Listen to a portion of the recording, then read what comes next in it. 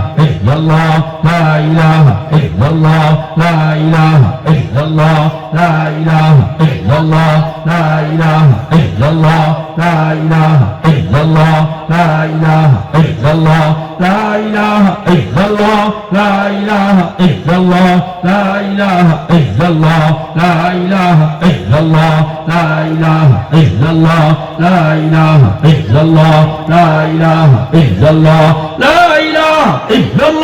ilaha illallah, la ilaha illallah, la ilaha illallah, la ilaha illallah, la ilaha illallah, la ilaha illallah, la ilaha illallah, la ilaha illallah, la ilaha illallah.